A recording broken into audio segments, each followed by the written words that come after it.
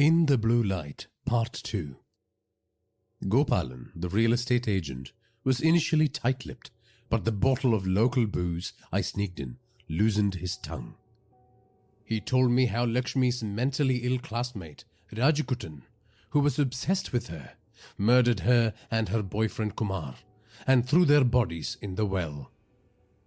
Rajakutan also fell into the same body of water and perished under strange circumstances. Some believe that Lakshmi exacted her revenge from the afterlife, Gopalan said.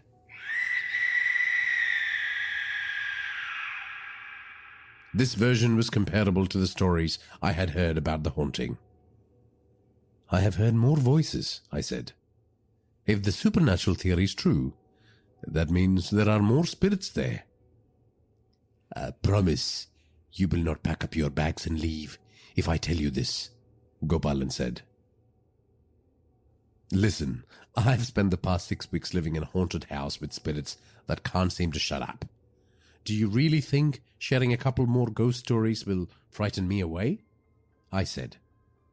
Gopalan sighed. That house has seen several suicides since the events I've referred to. Others who rented the place have... His voice trailed off. The plot thickens, I said with a smile. Typically, it's people who have experienced heartbreak. There's always a letter describing the heavy burden their shattered heart placed on their spirit. Gopalan explained. How many? I asked. 5 at least in the last few decades, he said.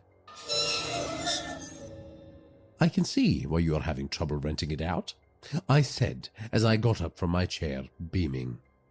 I am glad you are not right in the head, Gopalan said with a chuckle.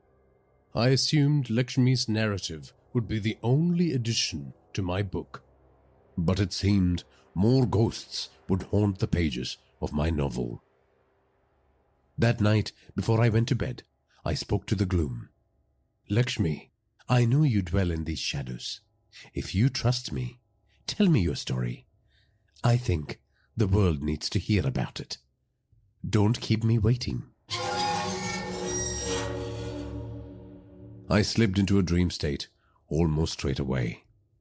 My ex Suja was seated on a park bench in a lovely garden. She was chatting to shadowy forms hidden under a copse of trees in the distance. I observed the interaction, unnoticed. How did you all end up here? She asked. Then she nodded, acknowledging the silent reply. How many of you? She asked. Again, I couldn't hear the response. 8? She said, counting. But there is a 9th one, behind you.